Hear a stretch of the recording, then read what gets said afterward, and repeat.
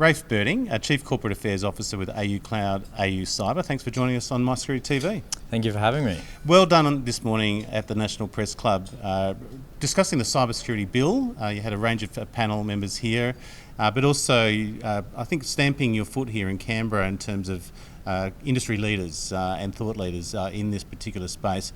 Some of the takeaways for you, you had a range of partners and clients, I imagine, in the room. Yeah, here at the National Press Club, and we syndicated that live online to thousands of people across Australia, so both corporate Australia and also government. And we took some real key things out of today, and that's around preparation, around protecting, detecting and responding to cyber attacks. We had a host of different industry speakers, from legal experts through to technology experts, and really talking about the key things that every business and every government agency can do to help protect, detect and respond. There's some important measures coming through from the 2023-2030 cybersecurity strategy, and largely they come in the form, in the first instance, in the cybersecurity bill. So we talked around all things legislation that's coming into effect and some amendments to some existing legislation, including the security of critical infrastructure as well.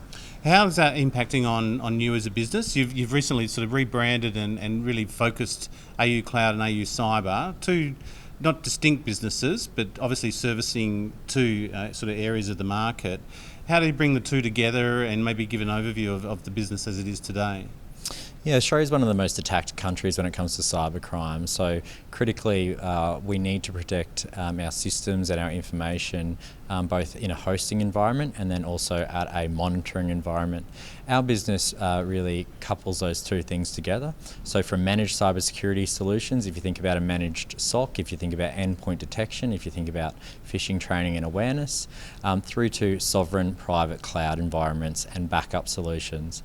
And then we wrap around that with managed IT services. So to assist our customers from a managed IT services perspective, we can then go in there and help them, whether that's with cloud modernisation, their cybersecurity strategy, and then flowing through into the actual solutions around governance, risk and compliance as well. So today AU Cyber and AU Cloud sits at a comprehensive end-to-end provider across managed cybersecurity and also cloud solutions, and really sovereign to the Australian market. Well, I think that comes back to today's sort of luncheon as well. Preparation for industry in response to new legislation.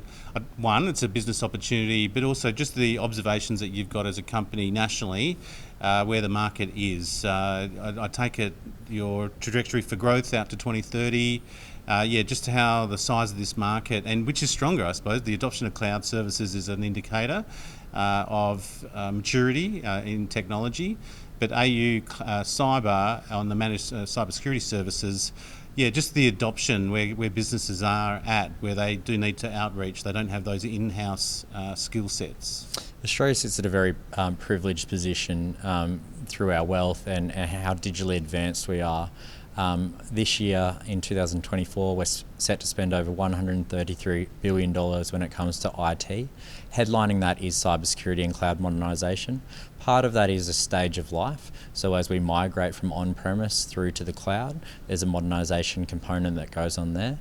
And due to our wealth, we're one of the most attacked countries in the world. So naturally, we're having to invest a lot of time, money and resources as businesses and organisations across Australia to help protect ourselves. We only see this growing, and that's due to, one, a maturity stage of life, and then two, to the wave of actual attacks that are coming in through to the country, unfortunately. Maybe, and to finish off, the pain points you find with clients or their sort of touch points of engagement. Where do you find your strengths, but also the pain points that you're assisting them with? Whether it's small organisations all the way up to some of Australia's largest organisations, we really recommend them following the Essential 8 framework as prescribed by the Australian Cybersecurity Centre under the Australian Signals Directorate. It really sets out a maturity level in accordance with different industries. We overlay that with global models like the NIST framework, and we find that this is a really good place to start if you are having challenges or don't know where to start, is really aligning with those key frameworks. Lastly, you've got offices across Australia? We support organisations from across Australia, no matter their size or maturity, and proudly we do that from our sovereign cloud operations centres and also our offices across the nation. So we've got operations in Canberra, up in Queensland and Brisbane, through to Melbourne and Sydney, with a major security operations centre helping protect people 24/7 based out of our Canberra operations. Well, Rafe, it's a pleasure to be here in Canberra at the National Press Club. I think it does have a sense of prestige, I think, particularly when you're talking about cybersecurity on a national stage. But thank you very much today for joining us on My Security TV, and best of success for AU Cloud and AU Cyber. Thank you.